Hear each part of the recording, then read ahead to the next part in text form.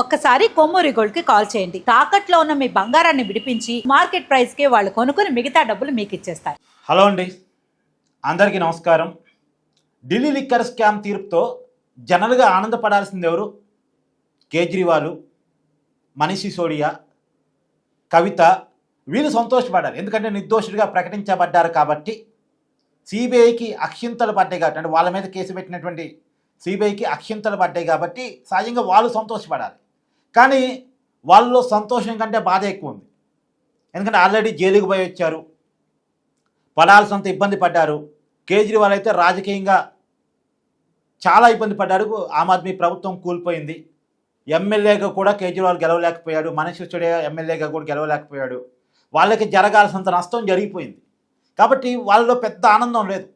శిక్ష ఆల్రెడీ పడింది కదా అనే బాధే ఉంది. కవిత విషయంలో కూడా అదే. కానీ జగన్మోహన్ రెడ్డి గారి టీంలో మాత్రం సంతోషం కనపడుతూ ఉంది. ఎందుకు అంటే మామూలుగా సిబిఐ ఏ కేసులో ఫెయిల్ అయినా సరే సిబిఐ కేసులు ఎక్కువగా ఉన్న వాళ్ళు సంతోషపడతారు జనరల్గా. కానీ ఇక్కడ ఇంకొక విషయం కూడా ఉంది.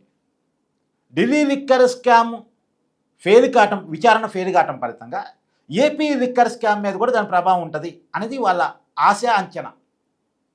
అంత పెద్ద సిబిఐ ఎంక్వైరీ చేసి లిక్కర్ స్కామ్ నిరూపించలేకపోయింది. ఇక్కడ ఈ పర్టికులర్ ఏపీ లిక్కర్ స్కామ్ని లోకల్ సిట్ సిఐడి విచారణ చేస్తుంది. వీళ్ళేం నిరూపిస్తారు? వీళ్ళు నిరూపించలేరు. కావాల్సిన ఆధారాలు ఎట్టాగూ దొరకవు. ఈ ఆధారాలతో కోర్టులు సాటిస్ఫై కావు. కాబట్టి ఈ కేసు కూడా వీగిపోవటానికి అవకాశం ఉంటుంది. ఈ కేసు నిరూపితం కాదు అనేటువంటి ఒక ఆనందం. నిజానికి జగన్మోహన్ రెడ్డి గారు ఢిల్లీ లిక్కర్ స్కామ్లో నిందితుడు కాదు, ఇప్పుడు నిర్దోషిగా ప్రకటించబడిన వ్యక్తి కాదు. ఆ కేసు అసలు ఏ సంబంధం లేదు జగన్మోహన్ రెడ్డికి అయితే. కానీ జగన్మోహన్ రెడ్డి గారి ఆనందం ఆ కేసుని ఏపీ లిక్కర్ స్కామ్కి అన్వయించుకోవటంలో. నిజానికి ఏపీ లిక్కర్ స్కామ్లో ఇప్పటివరకు జగన్మోహన్ రెడ్డి గారి దాకా కేసు వెళ్ళలే. కానీ వైసీపీ నాయకుల దాకా వెళ్ళింది, జగన్మోహన్ రెడ్డి గారి ఇంటి మనుషుల దాకా వెళ్ళింది. వైసీపీ ఎంపీ మిథున్ రెడ్డి ఈ కేసులో నిందితుడిగా ఉన్నాడు, జైలుకి వెళ్ళారు, బెయిల్ వచ్చింది. అలాగే జగన్మోహన్ రెడ్డి గారి ఇంటి మనుషులుగా చెప్పుకోబడేటువంటి ధనంజయ రెడ్డి, కృష్ణమోహన్ రెడ్డి, బాలాజీ గోవిందప్ప వీళ్ళంతా అరెస్ట్ అయ్యారు. ప్రస్తుతం బెయిల్ మీద బయట ఉన్నారు. ఇంకా A1గా ఉన్న రాజు కసిరెడ్డి జైల్లోనే ఉన్నారు. బెయిల్ రావచ్చేమో చూద్దాం. నిన్న మొన్న ముప్పిడి అవినాష్ రెడ్డి అరెస్ట్ అయ్యారు, ఆయన జైలుకి వెళ్ళారు.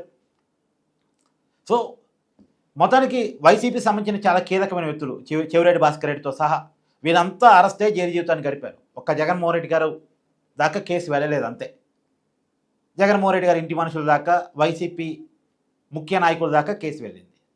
అయితే ఈ కేసు నిరూపితం అయితే వైసీపీకి ఆమ్ ఆద్మీకి పట్టిన గతే పట్టింది. ఎందుకంటే లిక్కర్ కేసులో నిందితుడిగా ఉండటాన్ని జనం జీర్ణించుకోలేరు అనేది మనకు అర్థమైపోయిన వాస్తవం. కాబట్టి ఈ లిక్కర్ స్కాముల మీద జనం ఒపీనియన్ మారాలి అంటే ఢిల్లీ లిక్కర్ స్కామ్ తీర్పు ఒకటి ఉపయోగపడింది. ఇవన్నీ రాజకీయ కక్ష సాధింపుల కోసం పెడుతున్న కేసులు అని వైసీపీ కొంత బలంగా చెప్పుకోవడానికి ఈ పాయింట్ దొరికింది. ఇప్పుడు వాళ్ళు స్టార్ట్ చేస్తారు. ఏమంటే మా మీద రాజకీయ కక్ష సాధింపులతో పెట్టిన కేసులు ఇవన్నీ కావాలని పెట్టారు, అది ఆమ్ ఆద్మీ ప్రభుత్వాన్ని కూల్చడానికి వాళ్ళలా చేశారు, మమ్మల్ని రాజకీయంగా అధోనీకరణ చేయడానికి వీళ్ళు ఇలా చేస్తున్నారు అని చెప్పేసి జగన్మోహన్ రెడ్డి గారు చెప్పుకోవడానికి బాగుంటుంది. ఏదేమైనా ఢిల్లీ లిక్కర్ స్కామ్ కేసులో తీర్పు ఆంధ్రప్రదేశ్ లిక్కర్ స్కామ్ ప్రభావితం చేస్తుంటే దీంట్లో అంటే ఆ లిక్కర్ స్కామ్కి ఈ లిక్కర్ స్కామ్కి కొన్ని పోలికలు ఉన్నాయి, కొన్ని తేడాలు ఉన్నాయి.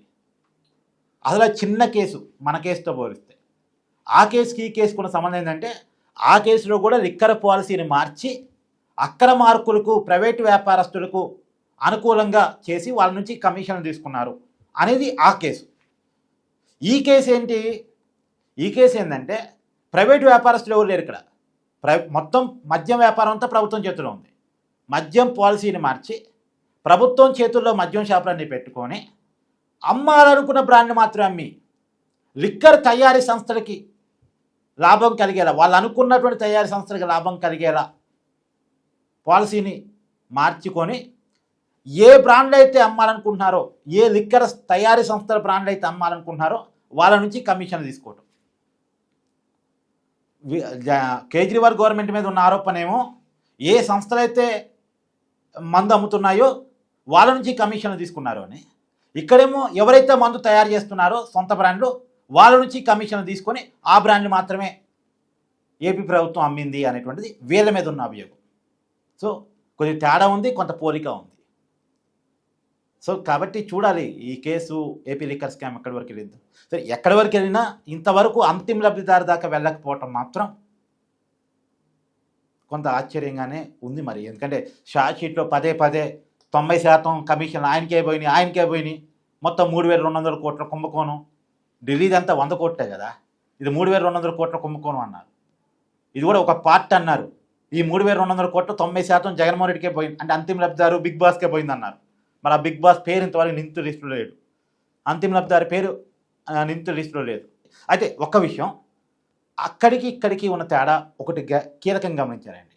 అక్కడ తప్పుడు బ్రాండ్లు అమ్మలేదు, ఎక్కువ షాపులకి పర్మిషన్ ఇచ్చి 24/7 మద్యం షాపులు తెరిచి ఎక్కువ మంది అమ్మారేమో. కానీ ఇక్కడ అమ్మిన మద్యం తప్పుడు మద్యం. ఈ అమ్మిన మద్యం వల్ల ప్రాణాలు పోయినాయి, చాలామంది లివర్లు పోయినాయి, చాలామంది కిడ్నీలు పోయినాయి. ఆంధ్రప్రదేశ్ లిక్కర్ స్కామ్ అనేది జనాల ప్రాణాలు తీసిన స్కామ్, జనాల ఆరోగ్యాలని పాడు చేసిన స్కామ్, జనాల ప్రాణాలు తీస్తూ డబ్బులు సంపాదించుకున్నారు అనేది ఆరోపణ. మీ కామెంట్ కూడా జత చేయండి.